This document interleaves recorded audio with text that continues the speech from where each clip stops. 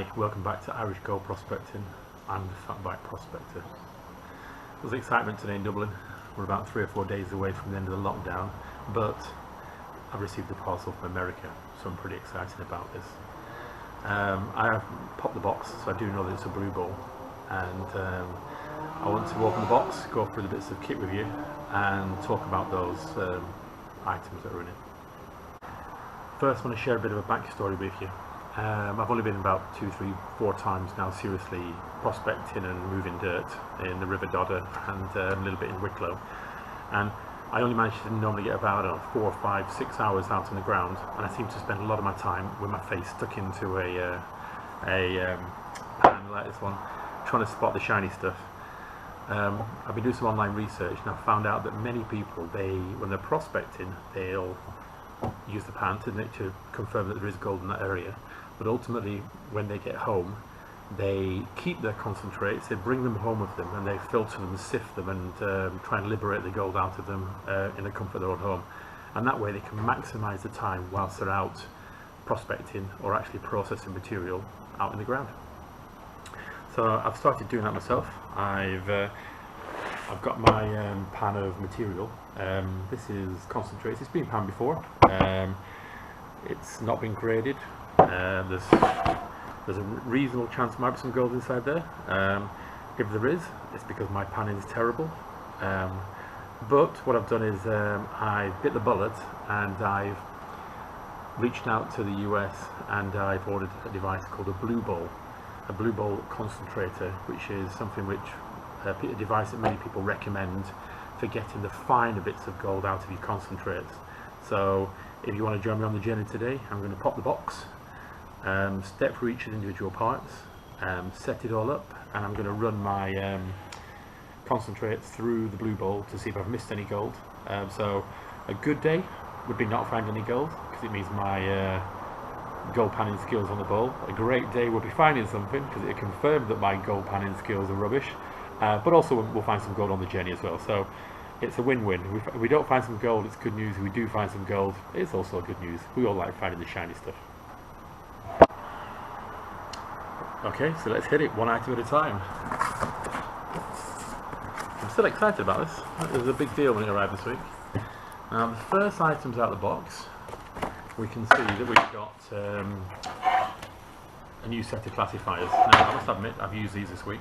I've been playing with them, but there's 3. There's a 20, which is 20 mesh, which is purple. 20 mesh, which is purple. 30 mesh, which is red. 50 mesh, which is green, and a 100 mesh, which is orange.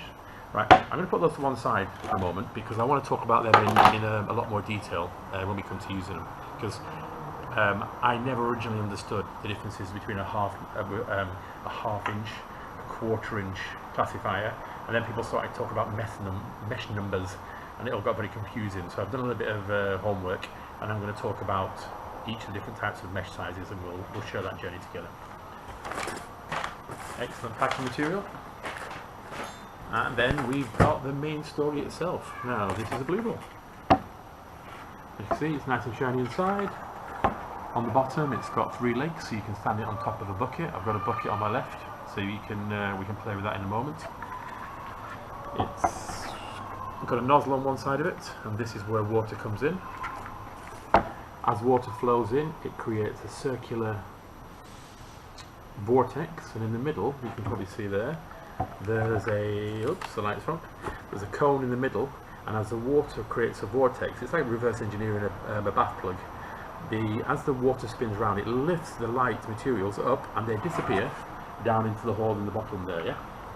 And we'll play with that in a minute. When these come, there's a little bit of work you've got to do to them. We've not got to use an abrasive on it. We're going to keep it clean, and sometimes it can be a little bit oily when they arrive, and it's important these are absolutely oil free. We'll look at that in a minute. The next item out of the box are the 3 bucket clips. These clip onto the side of your bucket, and then they've got little turning devices here which alter the height. So these they don't clip onto all buckets, and I've had a check, and my 5-gallon bucket is right for the job. So there's 3 of those. and we'll clip all three of those on, and the Blue Bowl will sit on top of these on the edge of the bucket for leveling it out. That's one of the most important things that I've read about. You need to make sure that the top of the bucket is absolutely level so that you don't lose any gold. So that's 3 clips and 3 leveling tools, and we'll play with those in a minute.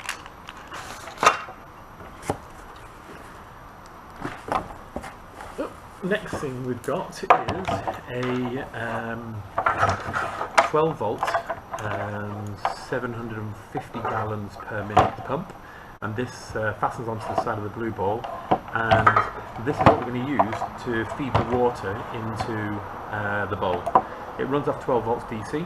I thought it was a bit of a pain trying to find a motorcycle battery or a car battery, because I live in a penthouse at the top of a set of flats. So I bit the bullet and I bought a 12 volt transformer, which turns 240 volts UK or island current voltage into 12 volts, and we'll play with that in a minute. We'll talk about that as we set it all up. But this plug, it's cheap, it's small, it's compact, it's light. They run virtually silently. I've not used this one yet. And as I say, it pumps about 750 gallons per minute. Now we need, for the Blue Bowl to work effectively, we need about 3 gallons per minute, which is about 180 gallons per hour. So let's repeat those figures. So the Blue Bowl needs 180 gallons per hour. This will give us 750.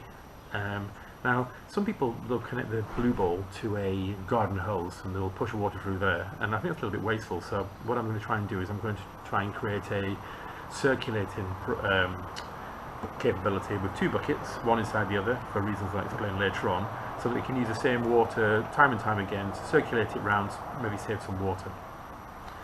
So yeah, pretty simple. I would have liked this to have a little bit of a trash the place. I would have liked this to have a little bit of a longer hose. It comes with about a 12 to 18 inch flexible hose, which I suppose is okay. We'll take a look, we'll see how that works out in a minute. So 750 gallon pump, self-priming.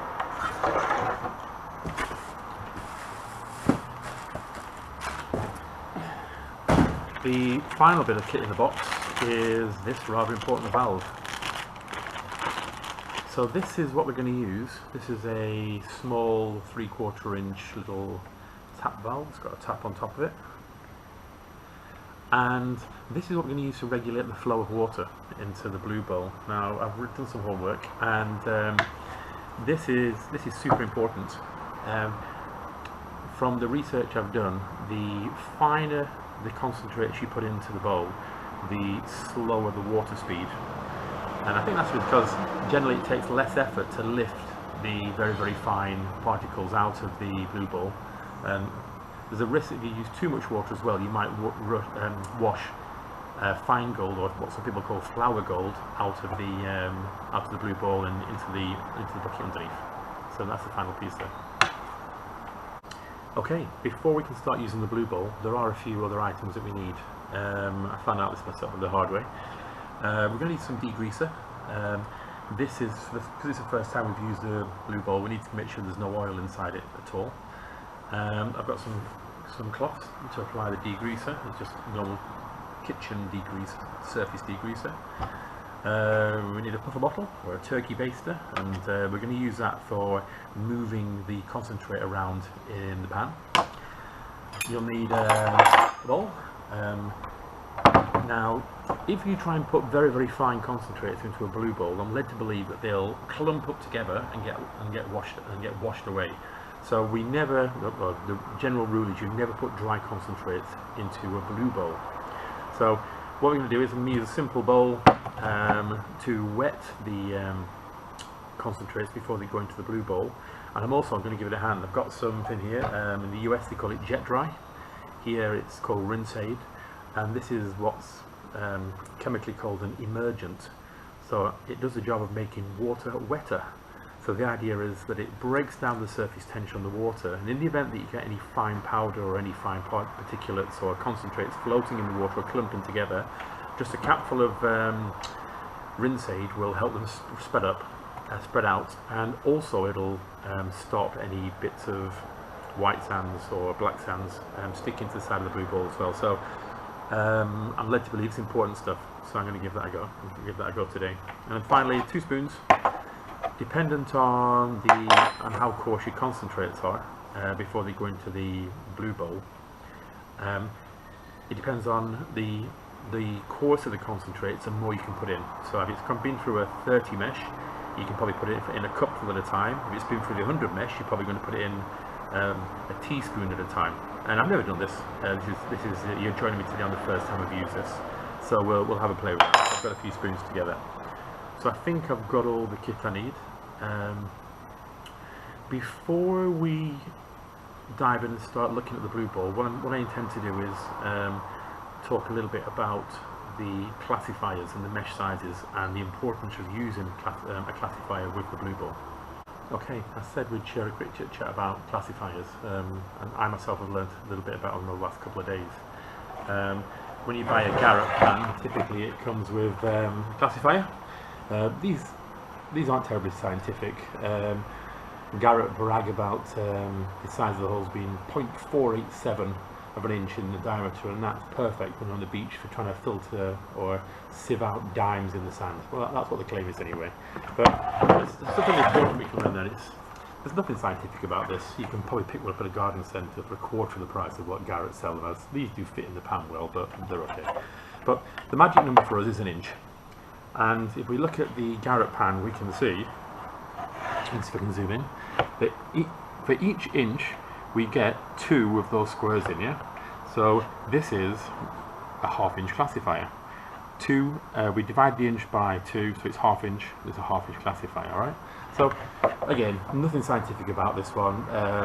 In Ireland, the gold's very, very tiny. It's normally been liberated by the weather from quartz that's in the rivers. So I've certainly not seen anything that's not even a picker yet. So let's not worry about that.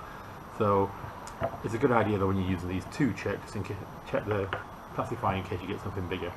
Now, so this is a half-inch classifier, or what we would call a 2 mesh. 2 holes for every inch, 2 mesh. People rave about this one. This is an arbor classifier. It's a 1/4-inch classifier, so you can see the holes on it. For each of the holes, there are for each of the holes there's 4 holes in every inch. So 4 holes per inch, it's a 4 mesh or a 1/4-inch classifier. So when we're talking about classifiers of this size, we always talk about it as a 1/4 inch or a 1/2 inch. We don't really talk about the mesh size, right? And again, these are this is unscientific stuff. It's a 1/4 inch. You could probably buy something, a colander or something that's going to do the same job as that. People rave about arbor classifiers. They're expensive. They take a long time to get from the States. I wish this was a little bit. I was expecting this to be a little bit more robust, but it works. They're expensive. You can probably find something cheaper locally that's going to do a similar job, but I wanted to try one out, and it works. It fits the bucket well.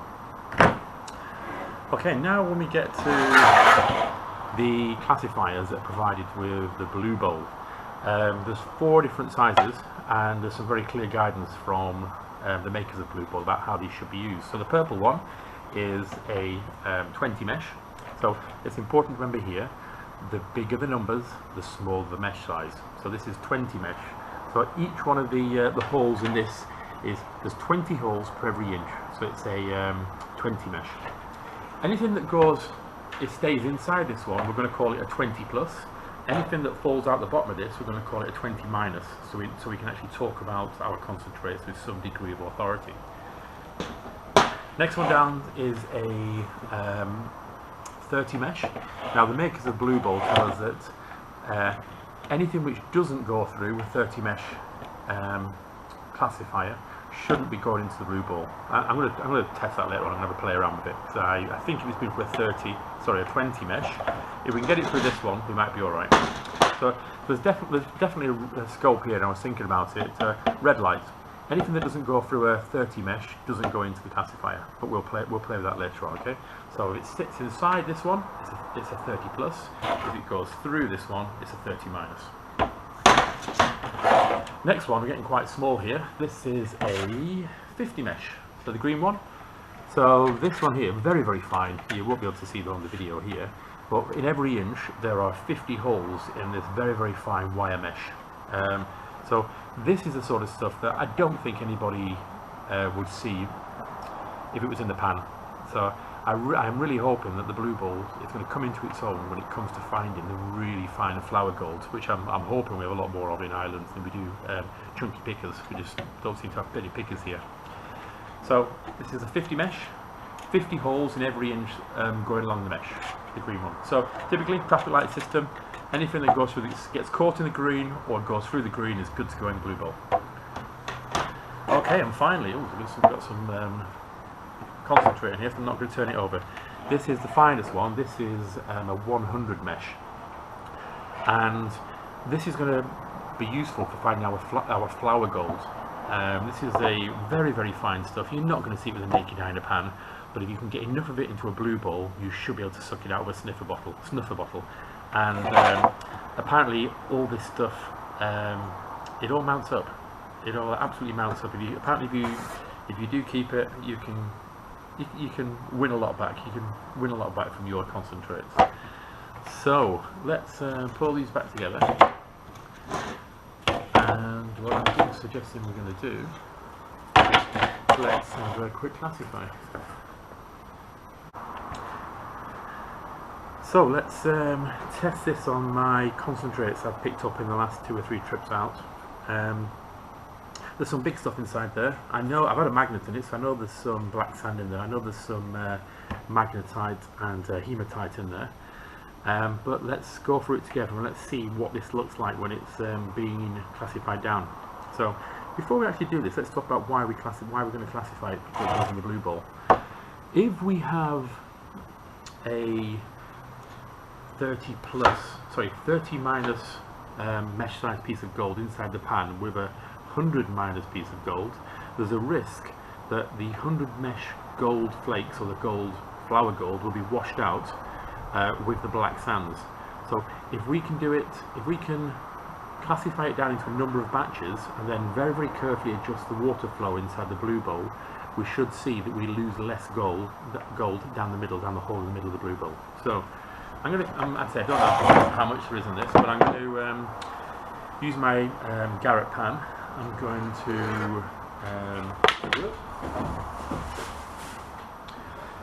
going to put my concentrates through here.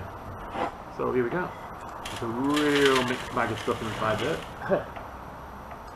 So I've deliberately dried it. I just put it on a tray and put it in the oven a couple of hours ago just to get all the moisture out. I do believe you can use the classifiers dry or wet, but having had a play with it over the last couple of days, I think you get a better result if it's dry. So I'm just going to shaky that a little bit. Try and separate it out.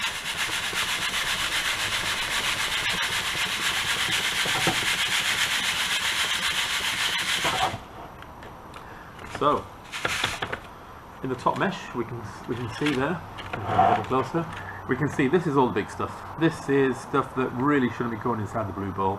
What I'll do is I'll put this to one side and I'll pan that out later on using just a Garrett pan and some water. Now this is interesting. Now this is very uniform actually, I'm impressed. This is the 30 plus. This is the stuff that's not gone through the 30 mesh classifier, and this is the stuff that the manufacturers tell us shouldn't be going inside the Blue Bowl. But as I'm a bit of a risk taker, I think I'm going to give it a go later on. There's no left in it.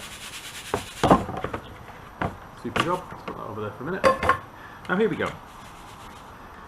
This is very uniform indeed. It's almost like beach sand. This is the 50 mesh plus. So because it's sat inside the green bowl, it's less than 30 mesh. So this is 30 minus. 30 minus, this is 30 minus, but also 50 plus. 30 minus because it went through the 30 mesh. 50 plus because it was too big to go through the 50 mesh. Okay, so this is the first sample we're going to put through the Blue Bowl in a minute once we've set it up. I'll put that to one side for now. Then on top of our 100 mesh, we've got very, very, very, very fine sand here. This is tiny stuff. It's far finer than beach sand for sure. Then inside there, right, I'll give that another go.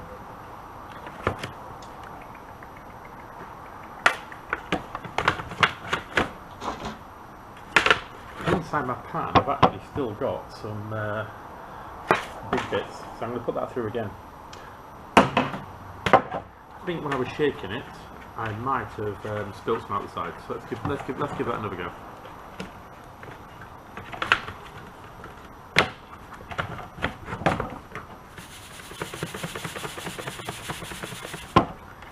There we go.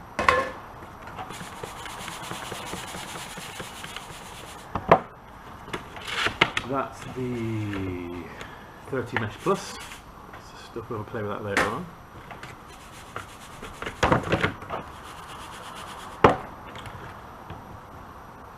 $50 mesh plus.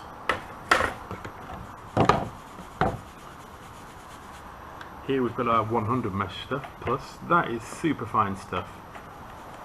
And here in the bottom we've got some mega fine stuff. I don't think there's any gold in there. There's only about a teaspoon of it. But that's the sort of stuff you're not going to find any gold if you're using a wet gold pan. That's going to be like wet and mud in the bottom of it. So I'm interested to see if anything we can recover anything from that. So let's put these to one side and set up the Blue Bowl ready for the first go. Okay, first things we need to look at is this snake's wedding of cables and connectors and bits and pieces. We have the challenge, because I didn't want to use a car battery, to get from the socket in 240 volts to 12 volts, which I can use to power the pump. So it's a bit Heath Robinson, but hopefully it's going to work. So turning the 240 volts into 12 volts, I've just got a simple transformer there. That was the only connector I could get on there. So I've made a board with a couple of terminals, and I've pop riveted a couple of right angle brackets on there. So I plug that into here. That should then turn 240 volts into a 12 volt DC supply. Then I can simply clip these onto here in order to get 12 volts into the pump. So that's already a complicated enough setup, and I didn't want to put a switch in line with that.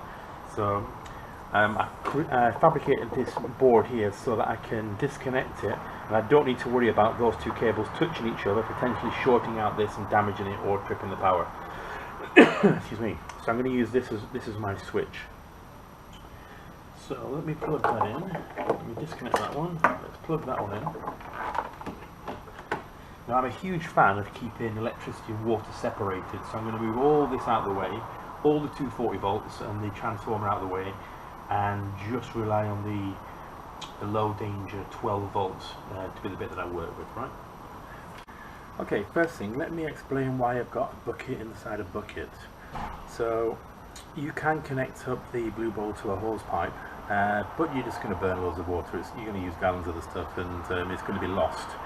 So what I'm trying to do is I'm going to put the Blue Bowl on top of the inner bucket, and as the bowl functions, all of the black sands and the heavies and the blondes will go down through this hole in the middle here. And the idea is that they'll drop into that inner bucket and they'll sink to the bottom.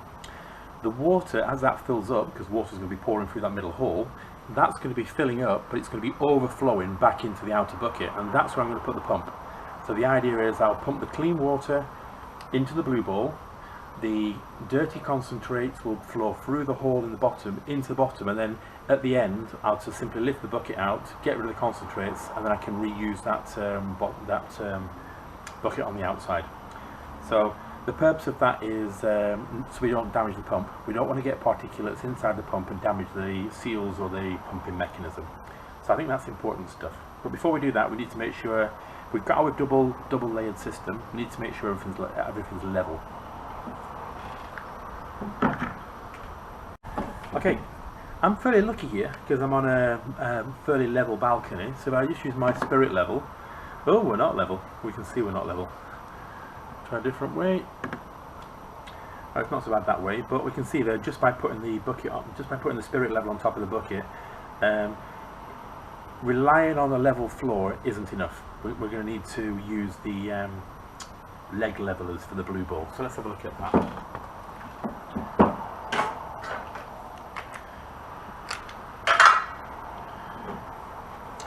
So before we put the leg levelers on, we need to look at the underside, and these are the legs. These come fitted. These come as standard with the Blue Bowl, and they're the bits. They're the legs that we would use to rest it on the bucket. So let's see if that works on there. It's not bad that way. It's not good that way, and the Blue Bowl manufacturers do recommend that it's absolutely level so that you get the best results from it. So let's take that off, and then let's add these around the edges. Now they do have a little look. There you go. He's fastened on nicely. Just a little look there. Super duper. There's another one here.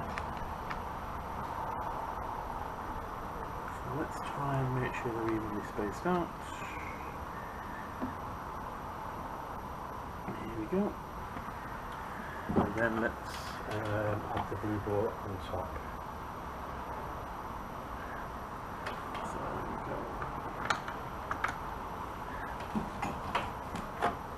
And at the back we are good.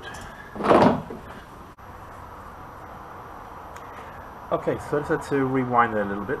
I started to level out the Blue Bowl, but I neglected to put the pump on, and when I connected the pump it knocked it out of kilter. So now I've attached the pump's ready to go, and if we check it across each of the three axes, that's pretty much level. So I'm not too worried about that. Okay, next thing I need to do is we need to add some jet dry to the water. Don't know how much, it's a capful. It's a little bit more than a capful, but not too worried about that. Now we need to pre-wet the concentrate. It's going to be tricky. Okay, so let's get some water flowing.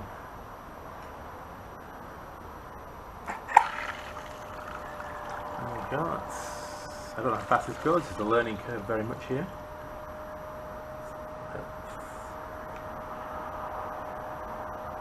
Let's get rid of those bubbles first.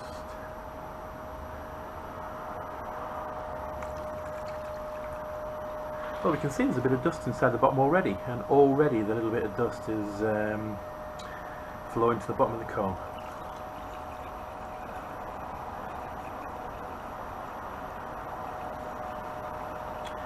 Looks, there we go. We can see the first bits of blonde particulates. I think that's a little bit high. We can see the first bits of and it's cleared it out. There we go. I think the idea here is you start low and then you build up faster.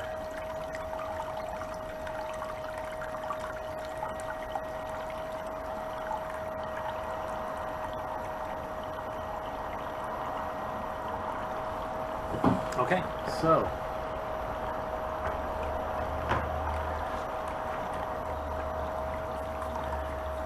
first up is the 50 Mesh Plus.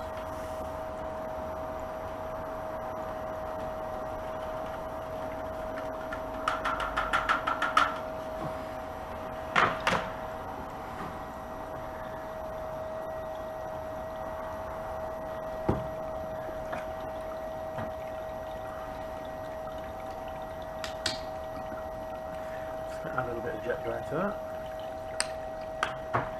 This is the fairly coarse stuff, so I think we can don't need to worry about it bunching too much. I'm going to try half tablespoon. Now I looked online and they recommend to place it behind the jet. There we go. So we got 1 teaspoon in. I hope you can see that.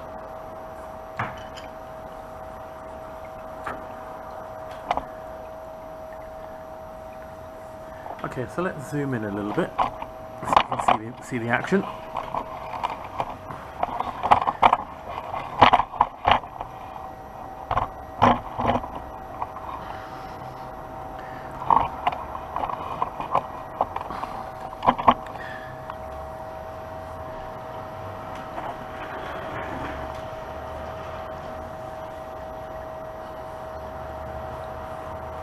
So we can see there that so here we can see the water's virtually not running. We can see that we don't have much flow inside the pan at all, and we've got a clump of 50 plus concentrate underneath the jet. So I'm going to very, very slowly lift the water speed until I see a little bit of movement. And what I'm expecting is, as the speed of the water flow, there we go, builds up, what I'd like to do is I'd like to see the concentrate start to move a little bit, and slowly, and we'll know we've got things going right when it slowly starts to move towards the center of the cone in the middle. So I think there's a little bit of patience required here. You can just see some of the particles moving. Add a little bit more.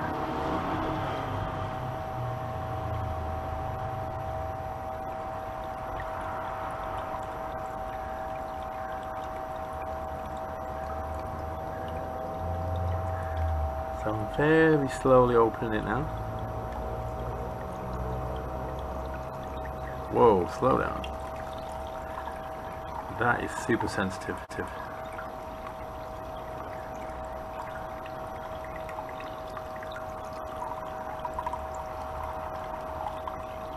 There we go, we got some movement. Let's sit tight and see what that does for a minute. We can definitely see an eddy where there's that pile.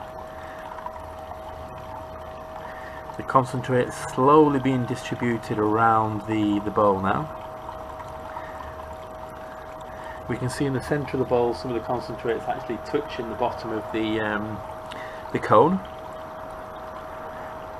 There's the first bit just going over the ledge there, so that's alright, over the edge into the bottom, so I'm pleased about that. It's a little bit fast, I think. I'm going to turn that down. I'm not in a rush.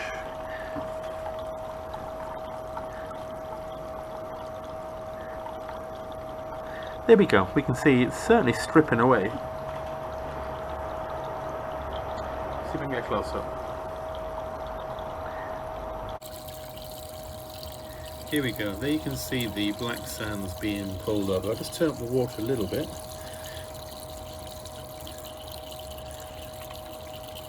You'll see that it's... There we go, you can see that the sands are being pulled up to the top and then being pulled over the edge. That's beautiful.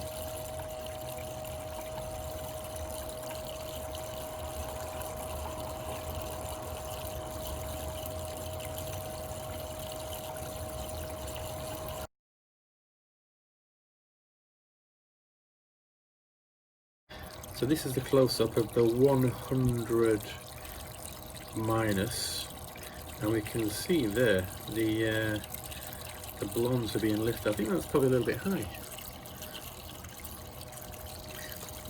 It's great to show though how effectively it strips those blondes and lifts them. Again, working on the principle, gold 17 times heavier than water and 5 to 6 times heavier than the other heaviest metal. We can certainly see there that the light stuff's being stripped away, and already it's changed colour. We can look there in the foreground. We can see now that the sand's gone very black because all the blondes have been sucked off. Just going to go up the floor a little bit, so we can promote a little bit more movement. Yeah, there we go. Already we can start to see some more of it lift up. And there we go. That's the 100 plus. That's been through a 50 mesh classifier, and as you can see there's a few little bits of black sand in there, but that's pretty clean. I'm going to hoover that up now, and then I'm going to go for the flower gold out of the 100 minus concentrate. But I'm impressed with that. There's definitely some little bits of gold there. I would never have found that using the pan. So, and it all adds up. Great result.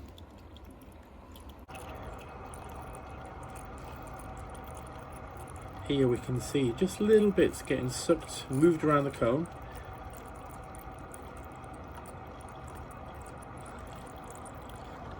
So we'll lift that power a little bit.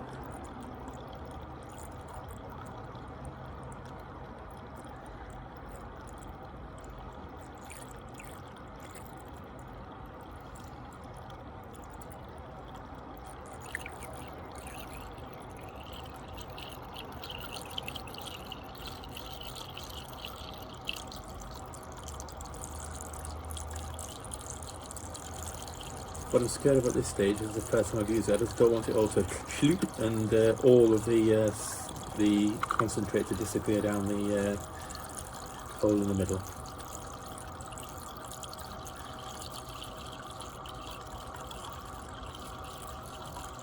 There we go, we're starting to see some movement. Just edging it up a little bit.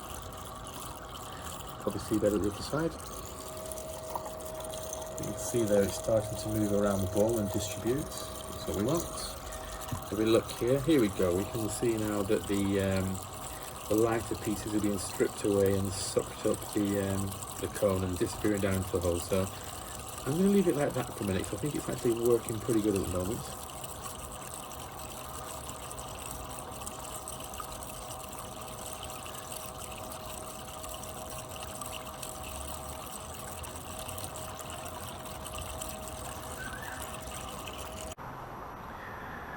So today's been fun.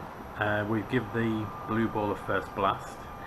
We put through 3 batches of concentrates, all from the original batch.